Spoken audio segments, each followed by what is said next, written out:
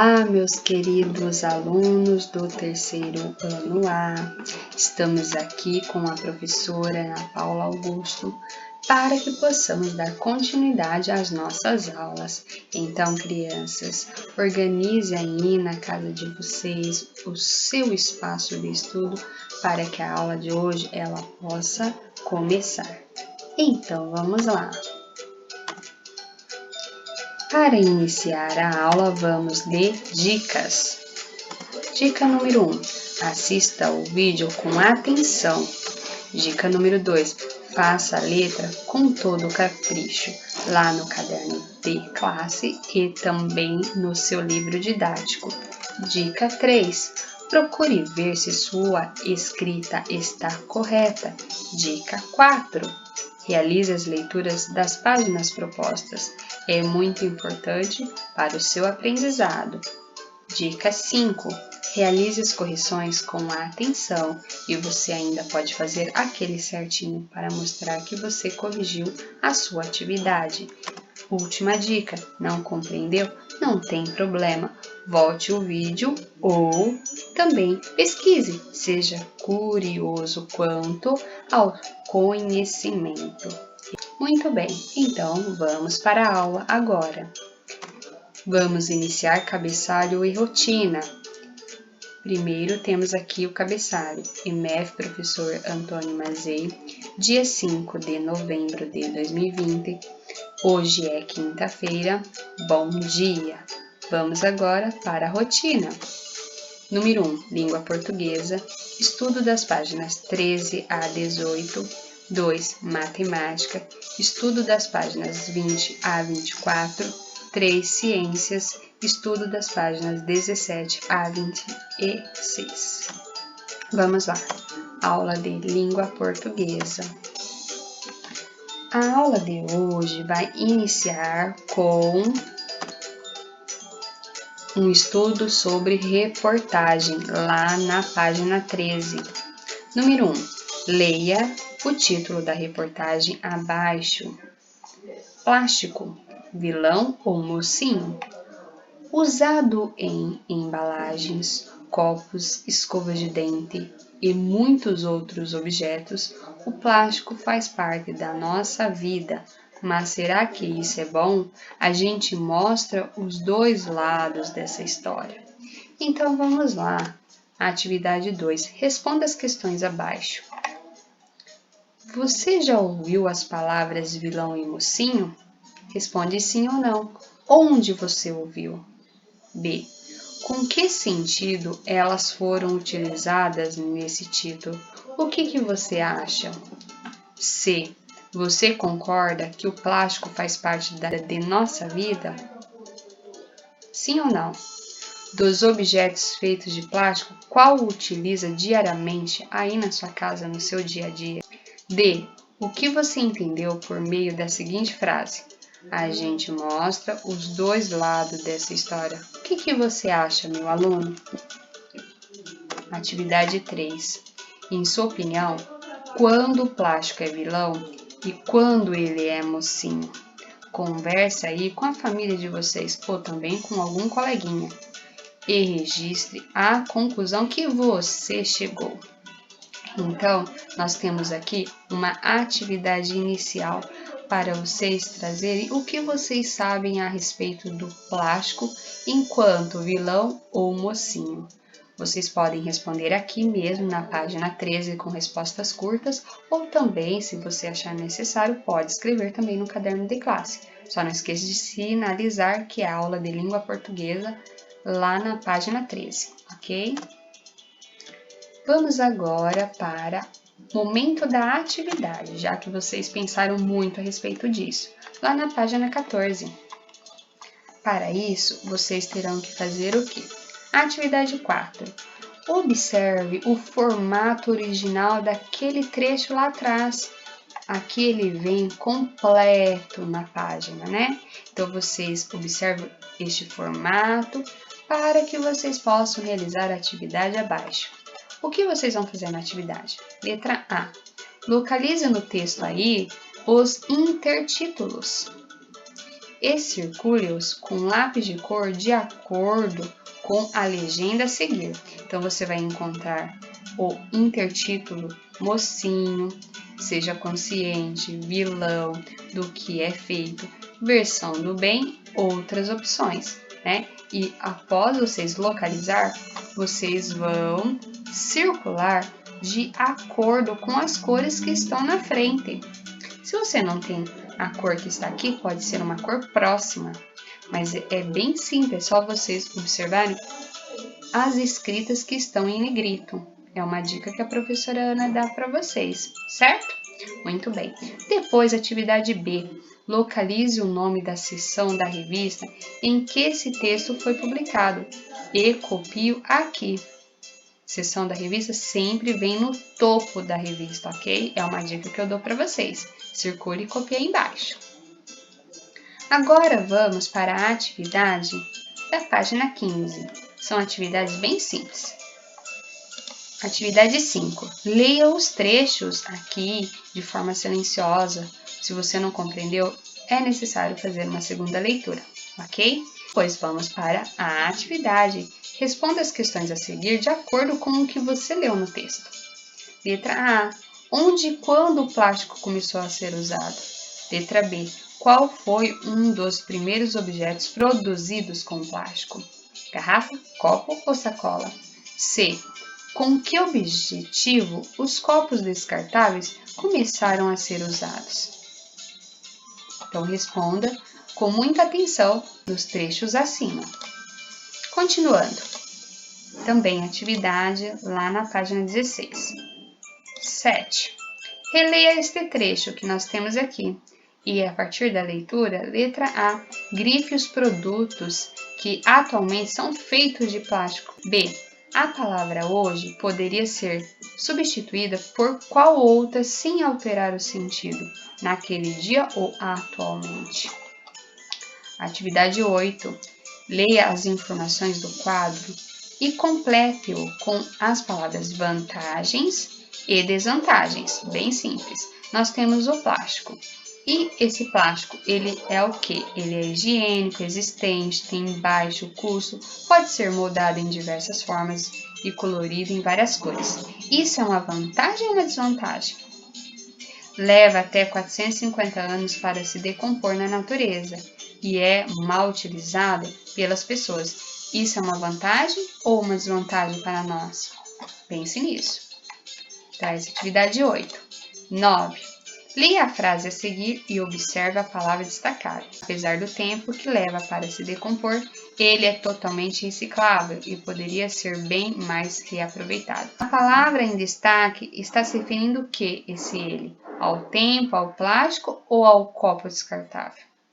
Depois, reescreva a frase, substituindo a palavra destacada pela qual você assinalou na atividade anterior. Ok? Muito bem. Agora vamos para a atividade lá na página 17. São atividades também de leitura. Então, a atividade 10, faça a leitura do texto com o objetivo de vocês encontrarem a resposta das perguntas. De que é derivado o plástico? Por que o plástico não é destruído rapidamente pelos micro-organismos? E a expressão em geral no início do texto significa que todo plástico é derivado de petróleo e polietileno. A maior parte dos plásticos é feito de petróleo e polietileno. Então, preste bastante atenção na sua leitura para responder. Aí temos a 11, que temos outro trecho, né? Onde vocês terão que fazer a atividade abaixo. Sublinhe com cores diferentes os trechos que respondem às questões a seguir. Então, nós temos que de que outras fontes pode ser feito plástico? E temos a outra pergunta, por que o plástico produzido com essas fontes é uma versão do bem? Muito bem. E para finalizar, temos a atividade lá na página 18, que também é de leitura. Vamos lá. Em sua opinião, que outros materiais podem substituir o uso do plástico? Escreva aqui em cima. 13. Para confirmar sua resposta à questão anterior, leia o texto abaixo e em seguida responda a questão proposta. depois da leitura do texto, né? Quais recursos da natureza são utilizados em grande quantidade na produção do papel e na desinfecção das garrafas retornáveis? 14. Leia o texto silenciosamente e depois em voz alta. Então, faça a leitura do texto, depois grife no texto ações que você pode realizar para contribuir com a natureza. E depois, circule a imagem da lixeira apropriada para descartar produtos feitos de plástico. Aula de matemática. Para a aula de matemática, vamos falar hoje sobre parte de um todo. E para isso, coloquem lá na página 20, onde nós temos uma receita muito bacana, ensinando, vocês a fazer balas de gelatina. Se vocês quiserem, vocês podem preparar esta receita, ok? Então vamos conhecer a receita. Ingredientes: 3 pacotes de gelatina de qualquer sabor, 1/3 de xícara de água, 1 pacote de gelatina incolor. Vamos para o modo de preparo. Número 1. Em uma panela pequena, coloque a água e vá adicionando as gelatinas. Número 2. Com a ajuda de um adulto, aqueça a panela em fogo médio até derreter toda a gelatina. 3. Coloque a gelatina em forminhas de moldes ou de gelo e deixe descansar por pelo menos 1 hora. 4. Desenforme com cuidado e aproveite. Vamos lá agora para o momento da atividade. Qual a quantidade de água necessária para fazer essa gelatina nessa receita? Nós vimos aqui 1/3 de xícara de água. Agora, vamos pensar aí na casa de vocês. Pode chamar um adulto para pensar. Como você faria para medir essa quantidade de água? 1/3 da xícara. Pense aí que é isso que nós vamos estudar hoje. Vamos lá? Para o momento das atividades da página 21, a professora Ana vai fazer junto com vocês. Vamos lá. Número 1. Beto é confeiteiro e comprou 30 ovos para fazer os bolos de uma encomenda. Observa ao lado. Letra A. Beto dividiu essa quantidade de ovos em 2 partes iguais e usou uma dessas partes. Desenhe no espaço a seguir a quantidade de ovos que Beto usou. Então, a professora Ana foi lá e dividiu a cartela ao meio, de forma igual. Podem observar que aqui eu tenho 3 carreiras de ovos e aqui eu também tenho 3, né? E se você fazer a contagem, 1, 2, 3, 4, 5, 6, 7, 8, 9, 10, 11, 12, 13, 14 e 15. Então, ele usou 15 ovos. Então, eu desenhei 15 ovos aqui. Então, a pergunta do probleminha é quantos ovos Beto usou? Ele usou 15 ovos, ok? Então, vamos agora pensar um pouquinho na atividade. Ele usou a metade de 30 ovos. Então, o que seria essa metade de 30 ovos? Dividir uma quantidade por 2 é o mesmo que determinar a metade dessa quantidade. Então, a gente está aprendendo aqui a divisão por 2, certo? Então, o que vocês têm que pensar para resolver uma atividade dessa forma? Como posso pensar, professora Ana?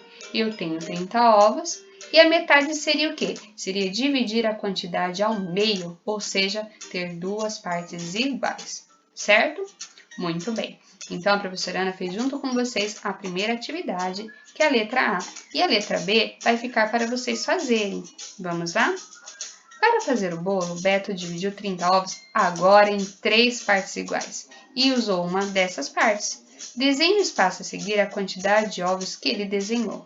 Então, agora, em vez de vocês dividirem em 2 partes, igual a professora Ana fez, tentem dividir essa quantidade em 3 partes. Vocês podem também utilizar de material aí na casa de vocês. Peguem 30 feijões e depois divide esses 30 feijões em 3 partes, ok? Para você saber quantos ovos Beto usou para fazer o bolo. Não esqueça de desenhar a quantidade aqui, igual a Ana fez, certo? Então, como posso pensar nessa atividade? 30 ovos, eu vou dividir em 3 partes. Seria dividir a quantidade em 3 partes iguais, ok? Muito bem.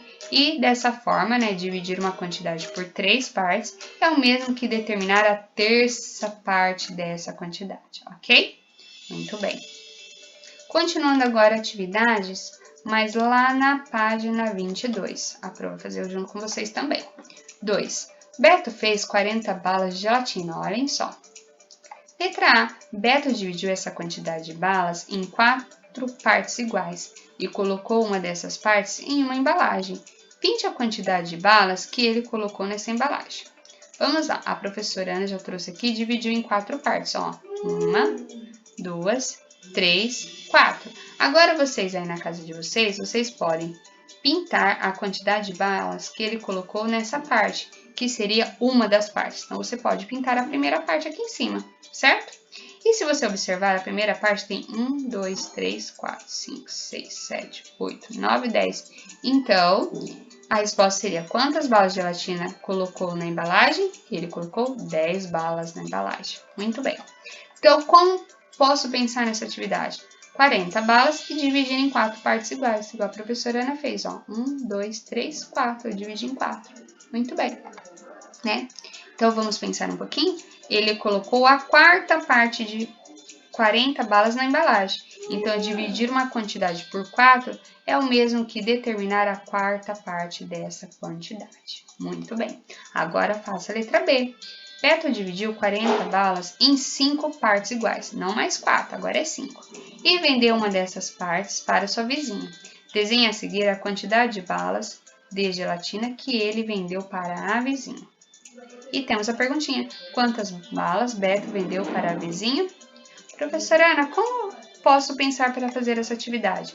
40 balas e vou dividir em 5 partes iguais. Vocês podem usar novamente os feijões para vocês dividirem 40 feijões em 5 partes iguais, ok? Para vocês chegarem a um resultado. Continuando atividades lá na página 23. Vamos lá? C.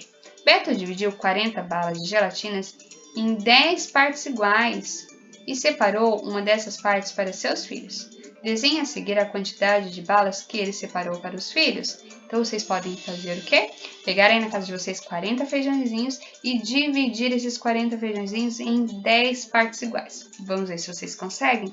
Depois que vocês conseguirem, desenhe uma das partes aqui e depois responda a pergunta: quantas balas Beto separou para os filhos? Ok? E pensando que a gente acabou de descobrir a 10ª parte dessa quantidade, ok? E a atividade não para por aqui. 3. Beto usou a metade da quantidade de forminhas representadas abaixo. Agora, contorne a quantidade de forminhas que foram usadas. Lembrando que vocês terão que descobrir a metade das forminhas. Metade é o dividir as partes em 2 partes, ok? 2 partes iguais. Depois represente essa situação por meio de uma divisão. 4. Beto recebeu uma encomenda de doces para uma festa de aniversário. E para fazer todos esses doces, ele vai precisar da terça parte dos litros de leite representados abaixo. Marque com X a quantidade de litros de leite que Beto vai precisar. Lembrando que terça parte, igual a gente aprendeu na atividade anterior, seria dividir os litros de leite em 3 partes, ok? Depois represente essa situação por meio de uma divisão. Muito bem. E para finalizar, pensando mais um pouquinho em divisão, vamos para as atividades lá na página 24. Aqui vocês terão que fazer o quê? A quarta parte dos ovos representados a seguir foi usada para fazer um bolo. Pinte a quantidade de ovos usada nesse bolo. Então, divida aqui os ovos em 4 partes. Aqui também nós temos na atividade 6 uma receita onde é necessária a quinta parte, das xícaras aqui representadas. Então, vocês vão dividir as xícaras em 5 partes para vocês conseguirem fazer essa atividade. E a 7, para finalizarmos aqui, eles estão pedindo a 10ª parte. Então, vocês terão que dividir as colheres em 10 partes iguais, ok? Então, aqui são momentos para vocês dividirem conforme a professora Ana passou nos exemplos anteriores, ok? Vamos para a aula de ciências. Para a aula de ciências, eu trouxe a correção lá da página 17. Vamos fazer? Número 1. As fêmeas de gafanhoto botam ovos no solo. Os insetos que saem dos ovos são chamados de ninfas, que com o passar do tempo se desenvolvem em adultos. De acordo com o que eu li aqui, Os gafanhotos são ovíparos. 2. As imagens abaixo representam as diferentes etapas do ciclo de vida dos seres humanos. Observe-as em seguida, faça o que se pede. Vamos lá, letra A. Usando os símbolos I de infância, A de adolescência e D de idade adulta e V de velhice, indique em qual fase da vida cada pessoa ou grupo de pessoas se encontra. Então, nós temos aqui a infância, a idade adulta, a velhice, a infância novamente e a adolescência, ok? B. Escreva uma característica de comportamento ou física para cada uma das fases de desenvolvimento do ser humano. Vamos fazer leitura das características que a professora Ana trouxe aqui. Na infância, temos a fase de brincadeiras. Na adolescência, mudança corporal. Na idade adulta, muito forte o trabalho.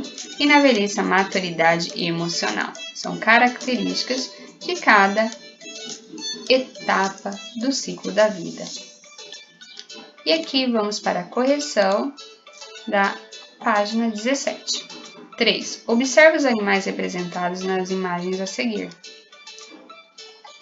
Letra A. Que característica em comum esses animais apresentam? São todos animais aquáticos, que são marinhos. E depois eu completei o quadro desenhando um outro animal que também tem a mesma característica, que seria a estrela do mar. 4.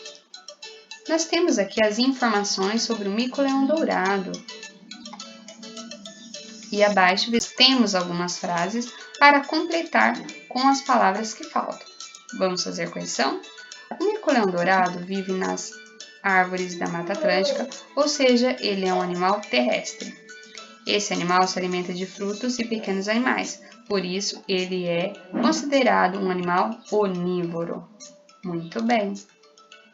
E agora vamos para a aula de hoje, conhecendo alguns grupos de animais. Os animais têm diferentes formas, tamanhos e tipos de alimentação. Além disso, eles se locomovem de diversas maneiras e podem viver em diversos ambientes. De acordo com suas características, os animais podem ser classificados em 2 grupos: animais vertebrados e animais invertebrados. Vamos falar primeiro sobre os animais vertebrados. Os animais vertebrados são aqueles que possuem ossos, formando assim a coluna vertebral e o esqueleto. Essa estrutura ajuda a proteger os órgãos e permite que esses animais sejam maiores. E esses animais, eles estão divididos em 5 grupos, como podemos ver: os peixes, os répteis, os anfíbios, as aves e os mamíferos. E também temos os animais invertebrados, que são aqueles que não possuem ossos. Algumas espécies possuem o corpo mole, outras apresentam uma estrutura mais rígida externa, que ajuda a sustentar o seu corpo. Eles podem ser classificados de acordo com o local onde vivem, ou seja, terrestre ou aquático. E aqui nós temos os insetos e alguns animais marinhos, ok? Vamos para as atividades de hoje. Realize a leitura das páginas 20 a 26 para fazer as atividades, ok? Bons estudos, meus queridinhos. Até a próxima aula. Beijos da professora Ana Paula. Tchau!